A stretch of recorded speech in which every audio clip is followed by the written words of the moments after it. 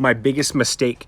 And this mistake has to do with creating content, creating things for other people to consume, enjoy, like, or dislike, which is the biggest thing that I've actually learned throughout creating content.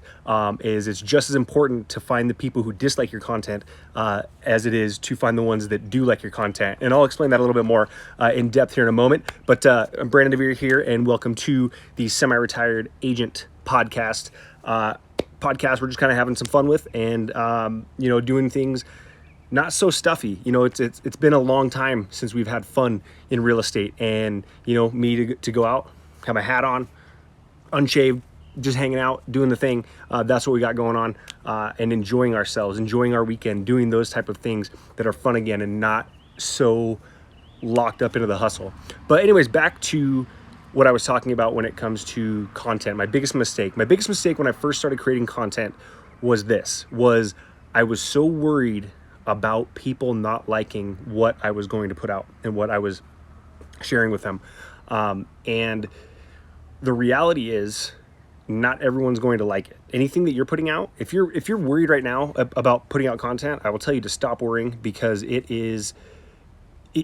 there's going to be someone who doesn't like it. It doesn't matter. It doesn't matter if it's a friend of yours. It doesn't matter if it is someone who's not gonna like anything you put out anyways. There's gonna be somebody who doesn't like your content. So put it out and let the people who do like it create for those who will. I had a mentor of mine, Ryan Fletcher, that told me a long time ago, always create for those who will, never create for those who won't. Because while you're trying to create for the ones that won't, there's people that will hear this message and they'll go, this guy's an idiot. I'm okay with that, because that person is going to remove themselves. There's people that are going to be on my email list that I'm sharing what I feel to be valuable to them, but it's only valuable to them if they believe it's valuable to them. So if they don't think that it's valuable, they're going to unsubscribe. That's fine. I don't need a huge list of people. I just need a handful of people that are like-minded. And it does sound kind of contradicting, or I guess you could say counterintuitive, to have this thought process, but again, stay with me a little bit, have this thought process of I'm building a team. I'm building an international team. I'm in 24 countries and 7 provinces, I believe now, and in South Africa. Like that's something, if you're going to do that, you're going to need to have a wide reach. Yes and no. When you're building a team, when you're building an organization, when you're building your brokerage, whatever you're doing, as you're building, you would think that you want more people, to have as many people as you want. And what I did, my big mistake was I wanted to go after everybody when I first started. Go after anybody you can, everybody you can. They all need to be on your team. They all need to be with you in doing this. But the reality is that it couldn't be further from the truth. And I found that out over the last few years of trying to get the right people, because there's people that have come and there's people that have gone, because we weren't rowing in the same direction. And that's where your content can really give you the opportunity to get people to come closer to you or get further away from you without you trying to convince. Because the reality is, if you convince somebody to join you, even if you convince somebody to work with you, buy, sell, whatever, you're gonna have to convince them over and over again. Every time something goes a little wrong, maybe not perfect, you're gonna have to come back and comfort them and say, hey, this is this. I want people that are like me. I don't want everyone. I want people that are going, hey, this isn't perfect, but here's our solution. Let's find solutions, not problems. And that is, like I said, my big mistake was going after everybody and always trying to make my stories that I tell, my writing. Like when I wrote my book, I wrote it with a specific person in mind to read it. And there's going to be a ton of people that look at that book and go, this book is the dumbest thing I've ever seen. That's perfectly fine with me, because I don't have to talk to them. They're gone. They aren't in the picture of wanting to continue to move forward. The people, the handful, the small percentage of the people that go, you know what, this is a good idea. I like this. I like how this guy thinks. And if I can get people like that, because my big thing is to create an alliance that is, follows basically the 3 C's, where we're connecting, we are collaborating, and we are contributing. Everybody doing all of that, not just me up here talking this, here, you guys just listen to everything that I say.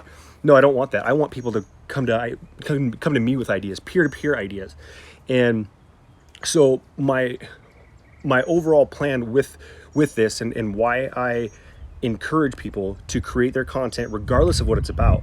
I don't create very much content around the real estate real estate sales and stuff like that. I rarely ever, I don't even know the last time I had a podcast where I actually talked about that.